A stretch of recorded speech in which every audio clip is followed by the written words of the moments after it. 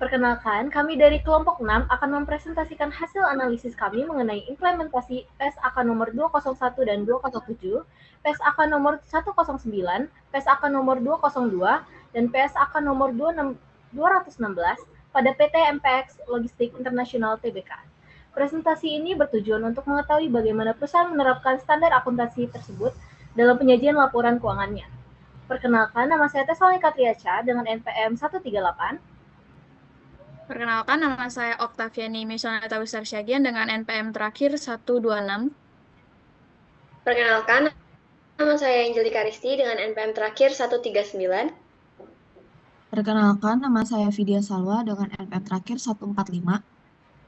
Perkenalkan, nama saya Atrisa Sofianita dengan 3 NPM akhir 155. Baik, untuk memulai presentasi, bagian pendahuluan akan disampaikan oleh Okta.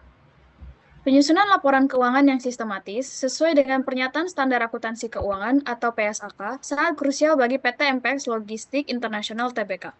Perusahaan publik di bidang logistik dan perdagangan material beraset masif terutama di tengah dinamisnya pembaruan standar akuntansi seperti regulasi kas, piutang, persediaan, dan aset tetap. Evaluasi keselarasan antara kebijakan akuntansi internal perusahaan dengan PSAK yang berlaku mendesak dilakukan sebagai langkah mitigasi risiko guna menghindari kesalahan pengambilan keputusan ekonomi oleh pemangku kepentingan sekaligus menjaga kepercayaan dan kredibilitas di pasar modal. Untuk materi selanjutnya saya berikan kepada rekan saya. Selanjutnya, di sini saya akan membahas terkait proyek dari PBL kami, yaitu PT MPX Logistics International Tbk dengan kode saham MPXL. MPX Logistics sendiri merupakan perseroan yang bergerak di bidang penyedia jasa transportasi material industri dan logistik nasional yang berkantor pusat di Jalan Soekarno-Hatta nomor 16 Labuhan Ratu, Bandar Lampung. MPX Logistics didirikan berdasarkan Akta Pendirian Perseroan Terbatas tertanggal 17 Maret 2017. Selanjutnya, kinerja keuangan MPX Logistics menunjukkan penurunan yang signifikan di tahun 2025. Berdasarkan laporan posisi keuangan MPX Logistics per 31 Desember 2025, total aset perusahaan tercatat sebesar 211,28 miliar yang hanya menurun sekitar 2,2 juta rupiah dari tahun sebelumnya. Aset lancar mengalami peningkatan sebesar 5,24% yang didorong oleh perbaikan kas. Namun, hal tersebut tergerus oleh penyusutan aset tidak lancar akibat minimnya ekspansi fisik. Sementara itu, liabilitas mengalami lonjakan sebesar 9,46% yang didominasi oleh utang bank jangka pendek yang melonjak 4 kali lipat menjadi 22,7 miliar rupiah guna menopang modal kerja operasional.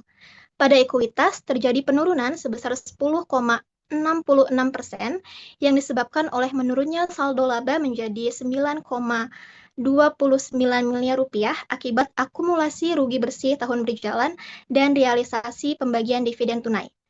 Selanjutnya, pada laporan laba rugi, menunjukkan perubahan drastis dari laba bersih sebesar 12,43 miliar rupiah pada tahun 2024 menjadi rugi bersih sebesar 8,62 miliar rupiah pada tahun 2025. Hal ini disebabkan oleh turunnya pendapatan usaha sebesar 36,7 rupiah dari 200,68 miliar rupiah ke 127,14 miliar rupiah, yang juga diikuti oleh penurunan laba bruto sebesar 45% akibat penurunan volume aktivitas usaha, serta kenaikan beban keuangan sebesar 40,5% akibat peningkatan utang bank. Selanjutnya,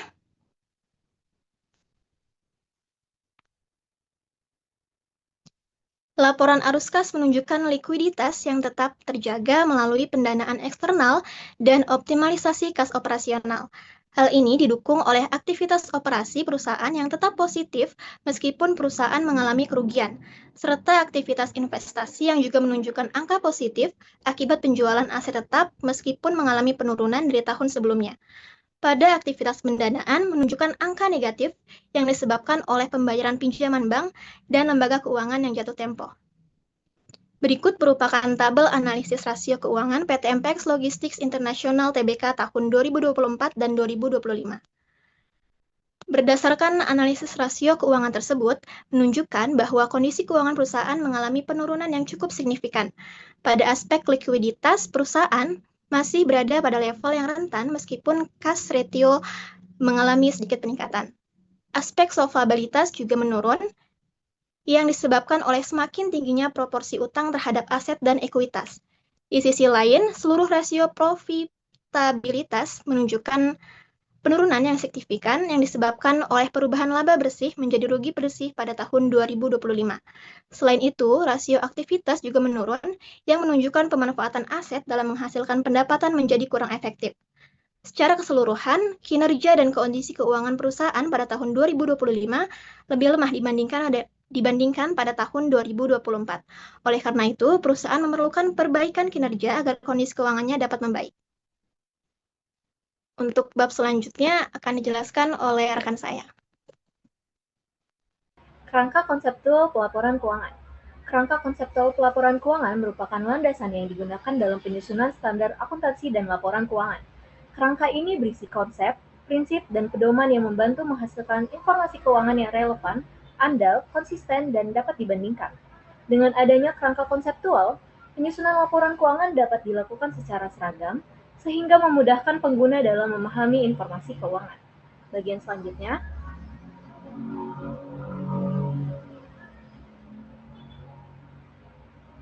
tujuan dan ruang lingkup kerangka konseptual. Tujuannya yaitu, kerangka konseptual bertujuan membantu DSAK Ikatan Akuntansi Indonesia dalam menyusun standar akuntansi, membantu perusahaan dalam menentukan kebijakan akuntansi, serta membantu pengguna laporan keuangan memahami dan menafsirkan standar yang berlaku.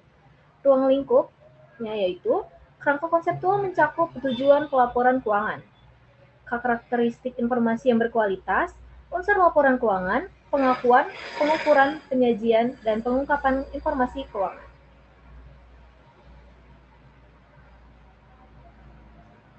Baik, selanjutnya pengakuan dan pengukuran. Pengakuan merupakan proses memasukkan suatu unsur ke dalam laporan keuangan apabila memenuhi kriteria tertentu. Informasi yang diakui harus relevan, andal, dapat diukur, dan memenuhi definisi unsur laporan keuangan. Pengukuran adalah proses menentukan nilai moneter suatu transaksi atau peristiwa. Dasar pengukuran yang digunakan antara lain, yang pertama historical cost, current market value, net realizable value.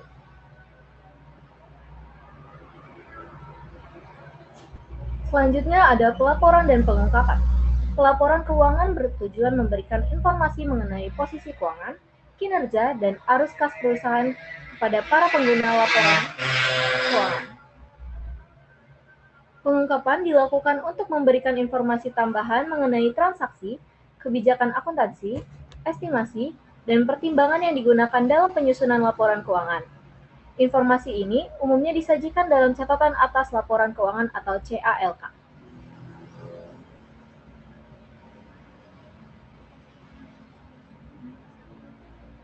Selanjutnya ke bagian PSAK 201, penyajian laporan keuangan. PSAK 201 merupakan standar yang mengatur atas penyajian laporan keuangan, yang bertujuan untuk memastikan laporan keuangan dapat memberikan informasi yang relevan, andal, dapat dibandingkan, dan mudah dipahami oleh pengguna laporan keuangan seperti investor, kreditur, dan pemerintah. Tujuannya yaitu yang pertama menyediakan dasar penyajian laporan keuangan, yang kedua meningkatkan transparansi informasi keuangan, yang ketiga memudahkan perbandingan antar periode dan antar entitas. Selanjutnya ruang lingkup. PSAK 201 diterapkan dalam penyusunan laporan keuangan, bertujuan umum sesuai standar akuntansi keuangan Indonesia dan berlaku untuk hampir semua entitas. Selanjutnya yaitu ada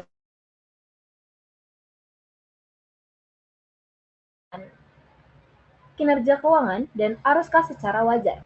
Penyajian dilakukan berdasarkan asumsi kelangsungan usaha atau going concern, kecuali terdapat kondisi yang menunjukkan sebaliknya. Selanjutnya yaitu ada pengukuran. Penyusunan laporan keuangan menggunakan basis akrual kecuali laporan arus kas. Informasi komparatif periode sebelumnya juga harus disajikan. Selanjutnya ke pelaporan. Komponen laporan keuangan lengkap seperti yang pertama ada laporan posisi keuangan, laporan laba rugi, laporan perubahan ekuitas, laporan arus kas, dan CALK atau catatan atas laporan keuangan. Selanjutnya yaitu pengungkapan, mengungkapkan kebijakan akuntansi, ketidakpastian estimasi, informasi modal, dan informasi relevan lainnya. Selanjutnya PSAK 207, laporan arus kas. PSAK 207 mengatur penyusunan dan penyajian laporan arus kas sebagai bagian yang tidak terpisahkan dari laporan keuangan. Arus kas menunjukkan sumber dan penggunaan kas selama periode tertentu.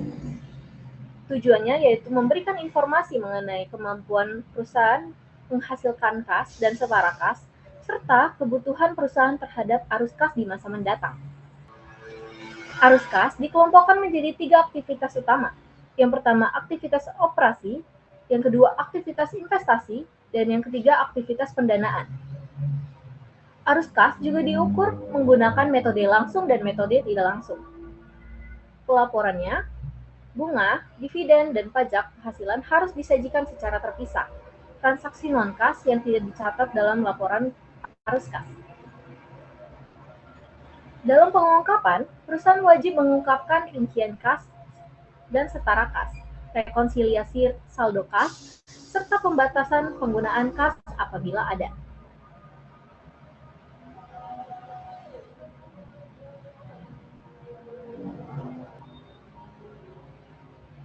Selanjutnya PSAK 109 Instrumen Keuangan. PSAK 109 mengatur perlakuan akuntansi instrumen keuangan, baik aset keuangan maupun liabilitas keuangan.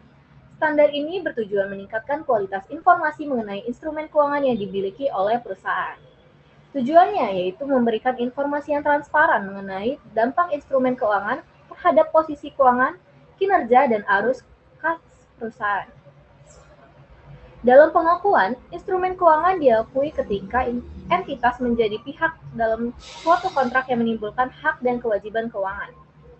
Dalam pengukuran, dilakukan berdasarkan nilai wajar. Selanjutnya, instrumen keuangan dapat diukur menggunakan amortisasi biaya.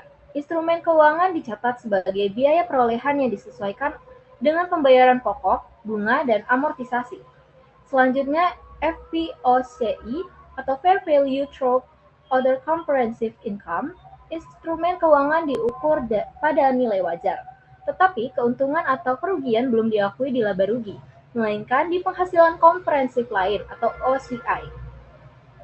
Yang terakhir, FVTPL atau Fair Value Through Profit or Loss, instrumen keuangan diukur pada nilai wajar dan setiap keuntungan atau kerugian langsung diakui dalam laba rugi periode berjalan. Pada pelaporan, keuntungan dan kerugian dari perubahan nilai instrumen keuangan diakui dalam laba rugi atau penghasilan komprehensif lain sesuai klasifikasinya. Dalam pengungkapan, perusahaan harus mengungkapkan yang pertama kebijakan akuntansi, nilai aset atau liabilitas keuangan, risiko pasar dan likuiditas, dan cadangan kerugian lainnya.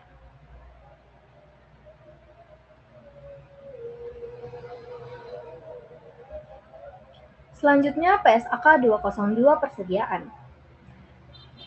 Persediaan merupakan aset yang dimiliki untuk dijual, sedang diproses untuk dijual, atau digunakan dalam proses produksi dan penyediaan jasa. Tujuannya yaitu untuk mengatur pelakuan akuntansi persediaan, termasuk pengukuran biaya, pengakuan sebagai aset, dan pengakuan sebagai beban. Dalam pengakuannya, persediaan diakui sebagai beban ketika barang terjual. Kerugian akibat penurunan nilai persediaan juga harus diakui pada periode terjadinya. Dalam pengukurannya, persediaan dinilai berdasarkan nilai yang lebih rendah antara biaya perolehan dan NRV, yaitu nilai realisasi neto. Metode yang digunakan berdasarkan PSAK 202 adalah metode FIFO dan metode rata-rata tertimbang, karena dapat dibuktikan nilai wajarnya. Dalam pengungkapan, Perusahaan harus mengungkapkan yang pertama kebijakan penilaian persediaan, yang kedua jumlah persediaan yang dimiliki, yang ketiga HPP atau harga pokok penjualan, dan keempat penurunan nilai persediaan, dan yang terakhir persediaan yang dijadikan jaminan. PSAK 216 atau aset tetap. Aset tetap adalah aset berwujud yang digunakan dalam kegiatan operasional perusahaan dan memiliki masa manfaat lebih dari satu periode akuntansi. Tujuannya yaitu mengatur pengakuan, pengukuran, penyusutan, dan pengungkapan aset agar tetap menyajikan informasi yang lebih akurat dan andal. Dalam pengakuan, aset tetap diakui apabila yang pertama memberikan manfaat ekonomi di masa depan. Yang kedua, biayanya dapat diukur secara andal. Dalam pengukuran, menggunakan biaya perolehan yang meliputi harga beli dan biaya langsung terkait. Setelah pengakuan awal, entitas dapat menggunakan yang pertama cost model dan yang kedua revolution model. Dalam penyusutan, dilakukan secara sistematis selama umur manfaat aset menggunakan metode yang sesuai seperti garis lurus, saldo menurun, dan unit produksi. Dalam pelaporan, aset tetap dihentikan pengakuannya apabila dijual atau tidak lagi memberikan manfaat ekonomi bagi perusahaan. Yang terakhir pengungkapan, perusahaan wajib mengungkapkan yang pertama dasar pengukuran aset, kedua metode penyusutan, umur manfaat, dan yang terakhir mutasi aset tetap selama periode berjalan.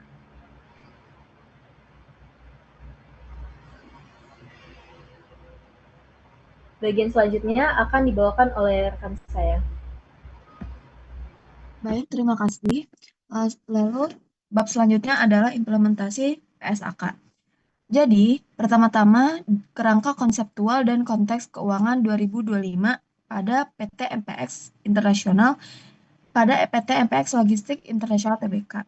Lalu, analisis ini didasarkan pada hubungan antara standar PSAK, kebijakan manajemen, dan kinerja keuangan yang dilaporkan. Pertama, kondisi bisnis 2025, PT MPX Logistik Internasional Tbk sedang mengalami penurunan pendapatan sebesar 36,64% dari 200 miliar ke 127 miliar akibat tantangan pasar logistik. Lalu, masuk ke implementasi PSAK 201 tentang penyajian laporan. Laporan disajikan dengan lengkap, mulai dari neraca laba rugi, arus kas, perubahan ekuitas, dan CALK. Lalu status going concern. Meski perusahaan PT MPX Logistik Internasional Tbk sedang mengalami rugi bersih sebesar 8,6 miliar, perusahaan dinilai tetap bertahan karena arus kas operasi positif dan adanya inisiatif strategis, seperti anak usaha baru dan penambahan armada. Selanjutnya,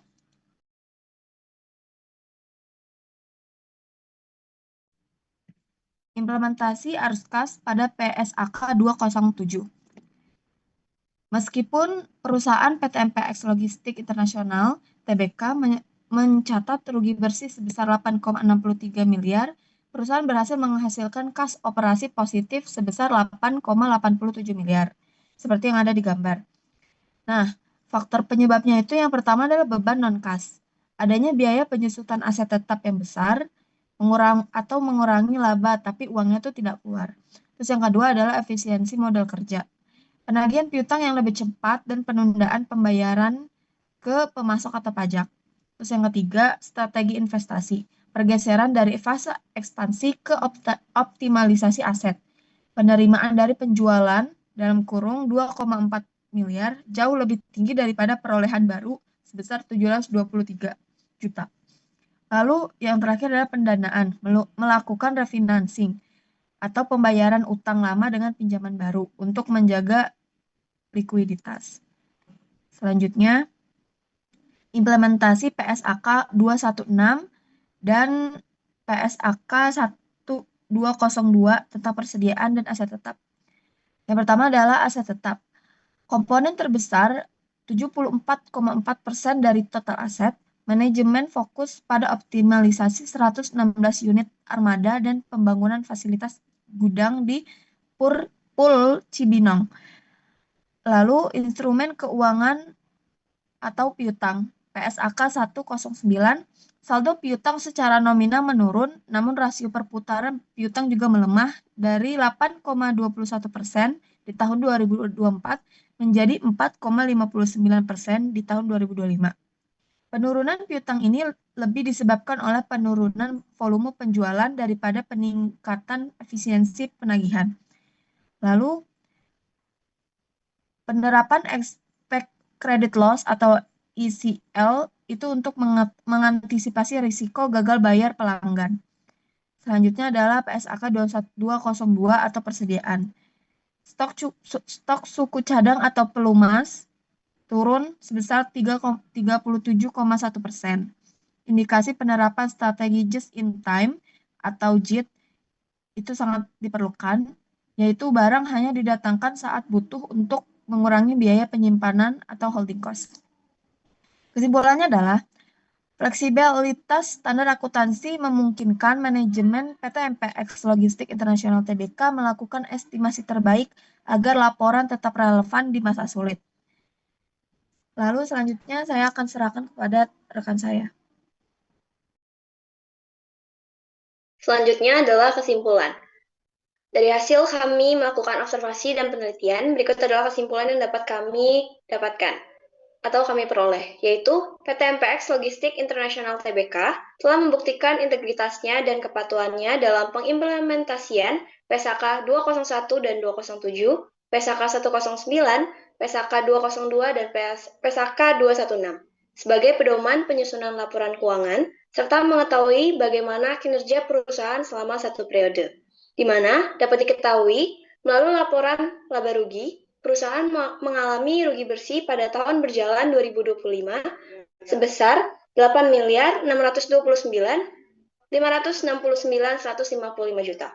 Kenaikan pada saldo akhir kas sebesar 8.374.194.711 akibat kenaikan dari aktivitas operasi perusahaan dan adanya penurunan piutang pihak ketiga menjadi sebesar 24.764.824.030 rupiah. Lalu, pada tahun 2025, perusahaan mengakui aset tetap sebesar 157 miliar dengan total biaya perolehan sebesar 197 miliar dan akumulasi penyusutan sebesar 28 miliar. Dapat kita lihat bahwa tahun 2025 PT MPX Logistik Internasional Tbk ini mengalami penurunan pendapatan dibandingkan tahun 2024. Jadi, tahun 2025 merupakan periode yang cukup berat yang dialami oleh PT MPX Logistik Internasional Tbk karena adanya penurunan pendapatan sebesar 36,64% dari tahun 2024, yaitu dari sebesar 269